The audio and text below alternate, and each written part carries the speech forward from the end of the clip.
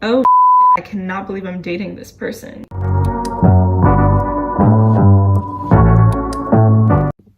Hey guys, welcome back to my channel. Today, I want to talk about healing. What to do when you are moving on from something, maybe when you're single, to better prepare yourself for your next healthy, hopefully, relationship. As the saying goes, the hardest relationship is the healthy one after the toxic one. So we all experience trauma. We're all capable of being toxic. We all may have experienced not the best kinds of relationships, friendship, and something that I feel is overlooked within the category of toxic relationships is parenting, toxic parents, and how that can affect you in other areas of your life. So whether it's your parents, but the most common thing that you guys could probably relate to is toxic relationships with an ex. What scares me about toxic relationships and healing from them is that you could think that you're healed from one, and you could be like, a lot of time has passed and you're ready to move on to your next relationship. You meet somebody that you like, but you know, we always have to put people to the test, see that person in different environments. The bad about somebody, their toxic traits, they don't really always show up like in the first couple of months of dating. Sometimes it takes a really sticky situation for you to see, oh, I cannot believe I'm dating this person. My point though is that my biggest fear is that you will get out of a toxic relationship, or you will leave a toxic environment, or you have a toxic environment at home and you are trying to enter a new relationship that you are hoping will be healthy. You're not seeking out more toxicity. You're actually hoping for a healthy relationship. And you'll start dating somebody that you like, that you think is good for you, but in reality, the relationship isn't actually healthy. It's just healthier in comparison to what you dealt with or experienced in the past, or what you deal with on a daily basis at home. If you have a really toxic environment at home, you deal with a toxic parent on a daily basis, and then you go out into the real world and you try to date somebody, they could treat you like slightly better, and you might think like you could be over the moon about it. You might be like, oh my gosh, like this man is amazing, he treats me right. Meanwhile, he's just doing the bare minimum. He's just showing you that he kind of cares about you. He's not talking down on you every single day. He's not abusive, for example, but it could still not be like the best relationship for you. It could still be a little bit of manipulation in there that you may not see because it's not that obvious, because you're used to stuff that's more aggressive. All I'm trying to say is it could be a slight improvement, but it could still not be healthy. And it's like, how would you know? How would you know if it's healthy or not if you're comparing it to something that is super toxic? I just want to give you guys a few examples of how childhood trauma can affect you today. Childhood trauma can make you choose bad romantic partners because you choose people that you think you can fix. You choose people who maybe are a model of what you've seen since you were a kid, and that model is unhealthy. When you've seen a failed relationship, a divorce, a loveless marriage, you desperately don't want that to happen to you. But as a result of that, you might actually be like, I will not let any relationship fail. I will stay in this, I will make it work. And you're low-key doing probably the exact same things that your parents did or tried to do, and it just didn't work. It can make you stay longer than you should with somebody. It can make you seek refuge outside of home, placing large importance on your friendships and your romantic relationship if you're in one. At the moment, I'm single, but my biggest fear right now is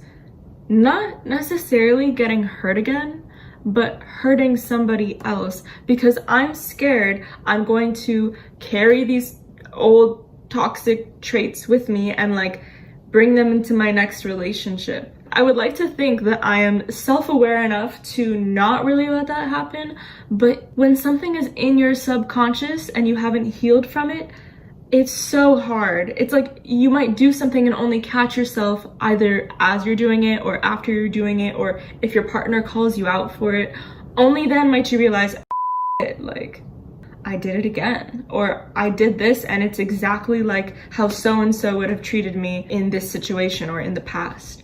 I think it's very important to take your time to heal, to actually reflect, decide that you want to break the cycle, decide that you want to heal from that trauma, decide that you don't want to put it on somebody else. It's fucking hard.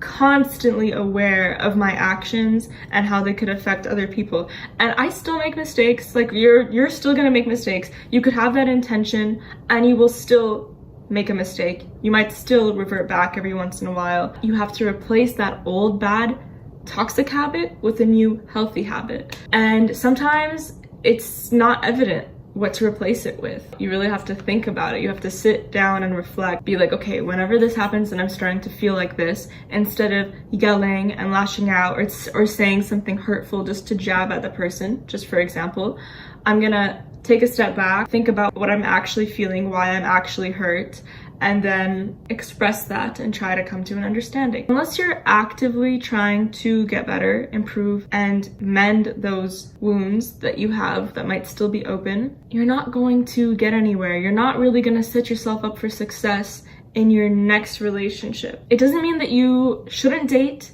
It doesn't mean that you shouldn't explore new friendships with new people. It does not mean stay by yourself until you feel like you're good enough that you won't cause any collateral damage just by existing. No, that's not what it is. I think that the only way to heal is to actually go out, meet people, put yourself in situations where you'll have to actually put in practice what you have learned about yourself, what you've reflected on, and what you want to change. Because only when you're in those situations that trigger something that hurts you because of trauma you've experienced, that's the test. Only when you are put in that situation again and you decide to do something about it differently than what you've done in the past, only then will you know if you're making progress. If you just stay comfortable, if you just stay by yourself and you're not really like trying to progress, you're never really gonna know. Am I gonna actually manifest that relationship that I'm looking for? Or is it just gonna be the same as my last one, just maybe with a few improvements here and there? I think it's very selfish though to have a rebound. Do what you want. But if you're doing something and it doesn't fulfill you in any way, then maybe you should consider not doing it again. Because in the long run, it will only hurt you. If you communicate what you want, you're self-aware enough to let this person know like where you're at mentally and emotionally, and they won't have any expectations from you, then I think that that's fine. You know, at least they know what they're getting themselves into. But if you don't do any of that, that hurts. It's the idea for me of knowing that you're not in that headspace, but still going after it simply because you want to fill a void, you want a distraction, you want to feel those feelings that that last person gave to you, but also knowing that like you're not really ready for it and you might end up hurting the other person. I think that that's not a good enough reason, and it does more damage than good in the long run. When you go through a heartbreak or a trauma, the reason it hurts so much is because you're kind of losing that part of you that you've been accustomed to having, and now it's gone. Their life goes on without you. It really does feel like a piece of you is gone or shattered. But if you don't put back the pieces, and you just throw yourself into something with somebody else, and then that doesn't work out, and then you kind of experience the same type of feeling as heartbreak, but maybe on a lesser level. It's like the more that you do that over and over and over again without ever fixing the root of the problem and healing yourself from the inside, what is going to be left of you at the end of all of that? If you keep giving pieces of yourself to people, you didn't take the time to heal yourself, to prepare yourself for the relationship that you deserve, that you desire. When you're done running through lovers, as Sabrina Claudio wrote a song about that, what is going to be left of you to offer to the person that you want? How will you even find them if you're not whole enough to meet them? Because the person that I want is somebody who is good on their own, who doesn't need me, but wants me. And I want them to want someone like that too. I want them to want someone who doesn't need them, but is with them by choice. Because being together adds value to the other person and vice versa. That's what I want. And I don't think I'm gonna get that if I just jump from rebound to rebound to rebound to rebound, constantly putting my heart in harm's way. I'm not gonna get there if I do that. Not only is that a selfish thing to do, to get into something when you're emotionally unavailable and not healed, not any of those things, but it's also very detrimental to you. Realize that your self-worth is much more important than satisfying your need for that feeling that somebody can give you by giving you attention or affection. Huge disclaimer, I'm not saying don't satisfy your needs. I'm just saying do it responsibly. Know that sometimes it's not always worth it to involve somebody else romantically in your life when you're not really actually ready for that. You have to decide what is worth it, what's not worth it. It does get lonely, it is hard sometimes. Sometimes you'll go on a date and you'll be like, never doing that again. I tried, I went, I thought that maybe this could be something cool, but I realized I'm really still not even there. I'm not even there yet. And that's happened to me. I went on a date. I came home and I cried. I was like, I cannot do this. And it wasn't anything wrong with him. It was just like, he was actually great. He was so nice. And I was like, fuck, he's nice.